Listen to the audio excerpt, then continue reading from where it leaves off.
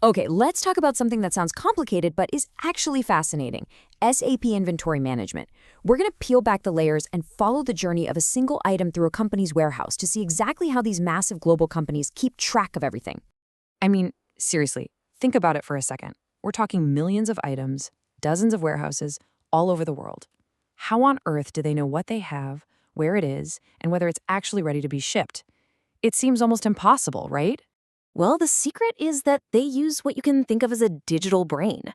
This system gives every single product its own story, a complete, detailed narrative of its entire life inside the company. It's all about creating that perfect digital record. So, before we jump into the story of our item, let's just quickly set the stage and look at the core problem this whole system is built to solve. This is where SAP's Inventory Management Module, or IM, comes into play. Just look at where it sits in this diagram. It is right smack in the middle. It's like the central nervous system for all of logistics. It connects purchasing with warehousing and warehousing with accounting, making sure everyone is playing from the exact same sheet music. So how does this incredibly complex system actually tick? Well, you'll be surprised.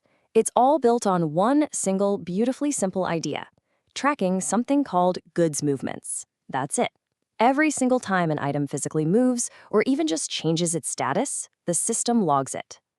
And these movements are basically the chapters in our item's life story. You've got its arrival, which we call a goods receipt. You've got its departure, a goods issue, and then you've got everything that happens in between. To make this super clear, we're going to follow along in a simple 3-act structure.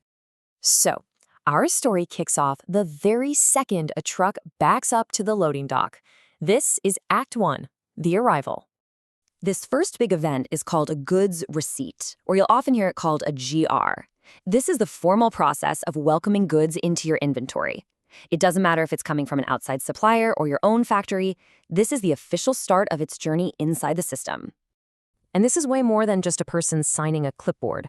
The moment that goods receipt is entered, the system just wakes up. It immediately pulls up the original purchase order and starts asking questions. Is this the right stuff? Did they send us the right amount? It's the first critical checkpoint, the system's first line of defense. All right, our item made it through the door. It's officially in the building. Now for Act 2, what actually happens to it inside the warehouse?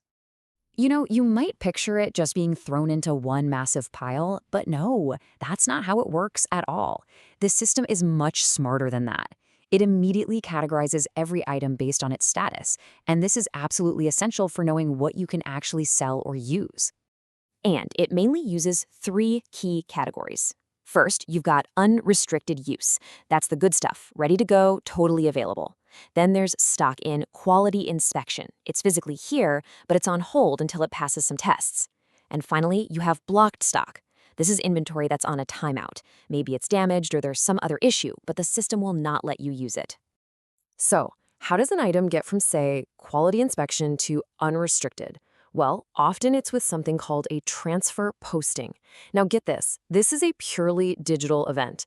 The physical box doesn't move an inch. It's literally like someone in the system just peels an on-hold sticker off the digital box and slaps on a ready-to-go sticker. Same item, same location, totally new purpose. And the system does this with incredible precision, using these little 3-digit codes called movement types. Every action has a unique code. So, moving stock from quality to unrestricted, that's movement type 321. Reversing it is 322. Using these codes means every single status change is documented perfectly. There's a bulletproof audit trail for everything, no mysteries. Okay, now here's a subtle but really, really important difference. The blocked stock we just talked about is stuff the company owns, but for some reason can't use. But then there's GR blocked stock. Imagine a supplier drops off a pallet of goods, but you see the boxes are all soaking wet. You tell the driver to leave it, but you're not signing for it yet. That pallet is now GR blocked stock. It's on your property, but crucially, you don't own it yet, and it's not part of your inventory value. That's a huge distinction. So, our item has been received, it's been inspected, it's been categorized, it's lived its life in the warehouse. Now it's time for the final act of its story: the departure. This final key event is called the goods issue, or GI. This is basically any movement that takes an item out of the warehouse. This is the moment our item's value is realized and the official stock count in the system goes down. And a goods issue isn't just about selling something to a customer. As you can see here, it could be raw materials moving to the factory floor to be used in production. It could be a product being sent out as a free sample. It could even be an item that's officially scrapped and thrown in the trash. Every single kind of departure is a tracked goods issue. So our item arrived, it lived its life, and it departed. Why in the world does tracking every single one of those little steps matter so much? Well, it all comes down to creating a perfect digital record. This right here is the whole ballgame. Every single one of those goods movements we talked about creates a document that updates both the quantity and the value of your stock. Think about that for a second. Every receipt, every transfer, every issue, it instantly creates a permanent piece of evidence. It's an unbreakable chain. And here is the absolute most powerful part. Each goods movement automatically creates two separate documents at the exact same time. First, you get a material document. This tells the physical story: who, what, where, when, and how many.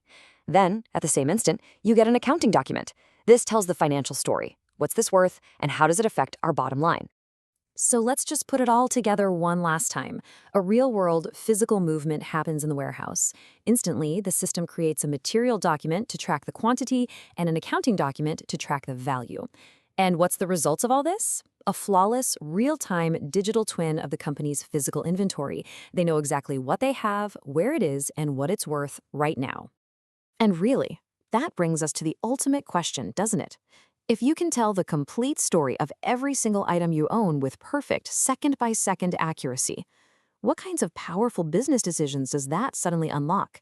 How does that change the way you forecast, operate, and compete? That, right there, is the true power of a system like this.